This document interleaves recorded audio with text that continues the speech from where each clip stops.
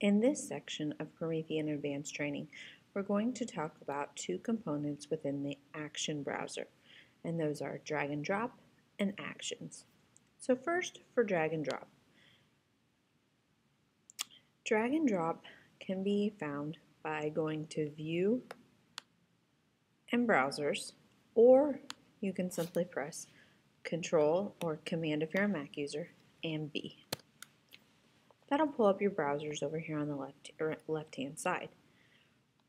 Then you'll go to the one that looks like the top, and that's your Action browser. You have current selection, and you have drag and drop.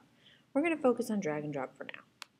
When you click on drag and drop, what it allows you to do is it allows you to drag and drop these items over to your page so that when the students click on them, they have access to those tools. So if I click, it automatically pulls up those tools. So I'm going to go to the next page, and I'm going to create a page. So we're going to do social studies. So my town is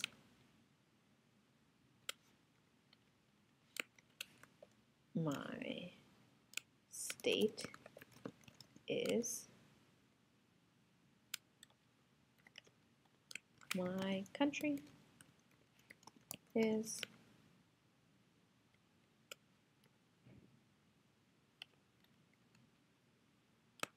my planet is.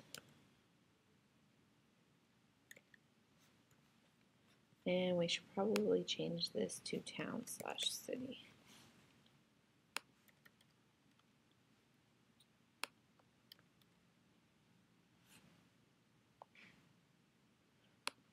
So say the object of this page is that the younger students are going to be doing it, and they can't particularly reach everything over here, or there's too much to choose from.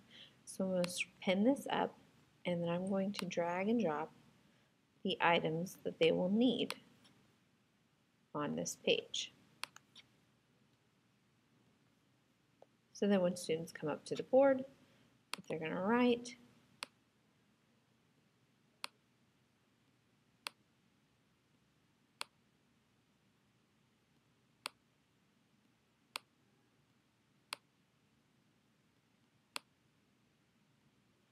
they can write. If they need to erase, they can erase. And if they need to get their arrow back, they can get their arrow back. So that's just one quick, easy way you can use the drag and drop tools. Another thing you might want to do is you may want them to fill in these answers based on the responders. So you could drag over the vote button. And if it was a math page, you could, drag over the ruler page. If they were doing this page in centers and you wanted the next center group to do it, you could drag over the reset page. And then to turn pages, you can also drag over to the next page and to the previous page. Say I have these and they're a little bit too small, or I don't want this one particularly. Well, if I keep clicking on it, it's going to continue to do that action. But if I want to manipulate or change them, I'm going to need to go up to my blue snowflake and make it red. And then I can, I need my arrow first. So I'm going to click on my arrow, then I'm going to change it red. Then I can delete them if I need to. I can move them so that they're nice and neat in a row. And I can change their size if I need them to be bigger. And then I'll go back to the blue mode, and then the students can do what they need to do again, because blue is do.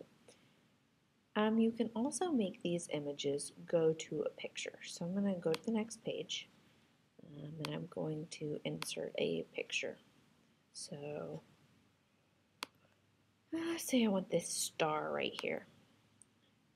And if I want this star to take me to my notes page, I can drag this note browser on top of my star and let go. And now when I click on this star, it'll take me to the notes page. So I could hide my lesson objectives here, or my answer key. tips and tricks.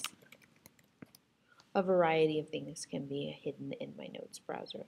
So when you're using drag and drop, you can drag and drop and you'll have these pictures that you see here, or you can drag and drop them to a different image that you already have created on your page. Now the next component underneath the action browser are the actions themselves. There's a huge variety of actions, and to find those you click on the current selection. These are in alphabetical order, you can see, but right now they're grayed out, and that's because I don't have something on my page. In order to use an action, I must have something on my page. So I'm going to go to the next page and say I want something to show up when I click on it. So if I'm going to type hidden image. So I typed hidden image. Now I'm going to go back to my Google search and I'm going to search for something. Say I want a tiger because I'm an enterprise school. So I'm going to copy any of these tigers because I have them chosen as I can reuse with modification. And once again, I did that by going to the gear, advanced search, scrolling on down and choosing the bottom option. That allows me to share this with no copyright issues. So I'm going to choose a picture of a tiger. Right click copy image, go back to my flip chart, and I can do control paste or command paste. So now I have my image here and I have hidden image. So I want to be able to click on the word hidden image and I want my image to appear and disappear. So if I click on hidden image, now I have all these options over here. You can see, like I said earlier, they're in alphabetical order, but I want the one that's called hidden. So I'm going to click on hidden and this target pops up. What I want to click on to do my action is highlighted, and the target, these three dots right here, is what I want to appear and disappear. So I'm going to select my image, I'm going to say OK, and apply changes. So now when I click on hidden image, my image will disappear or appear. So how could this be helpful in your classroom? Well, you could do it for drawing names, you could do it for self-checking answers, you could pull up several different images at a time over on top of each other. If you had like number 1, this could be tiger stage as a newborn, then number 2 could be a cub, number 3 could be a teenage lion, and 4 could be an adult lion, or something like that. So you can go through those stages. There's, like I said, several different actions available for you, and they all work fairly similar. So if you want a magic ink icon, you could go to Google and you could search for a magic symbol. This is a nice one right here. So I'm going to copy it. I'm going to go back to my flip chart on my next page. So if I paste this on here, it's pretty large, so I'm going to have to resize it.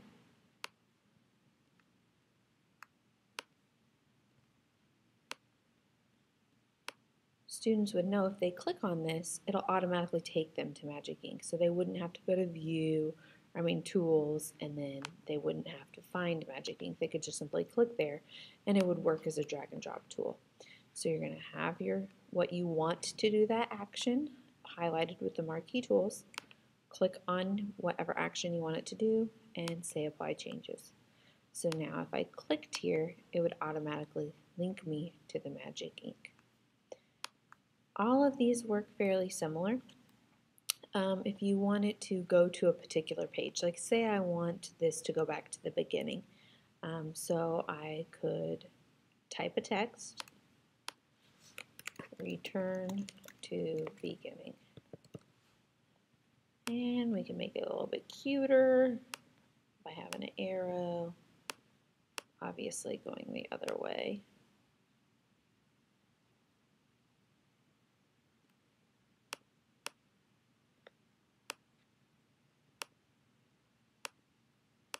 So So now I have this saying return to beginning. I'm going to group both of these, and then I'm going to click on them. And if I wanted to go to a page, so if you search, you can do another page, but there's also one that says first page. If you search, I believe it's first page. So you could do either or. So if you do first page, you just simply hit apply changes.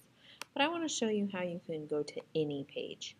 So you click on another page, and then you press whatever page number you want it to go to. For this one, we want it to go to number 1, and you hit apply changes. So now when you click here, it'll take you to the very first page of your flip chart. So just in your time when you're with me working on your flip charts, if you have any questions about the particular actions that are available, don't hesitate to ask, explore around, because there are quite a variety and not enough for me to cover all in one time. Let me know if you have any questions.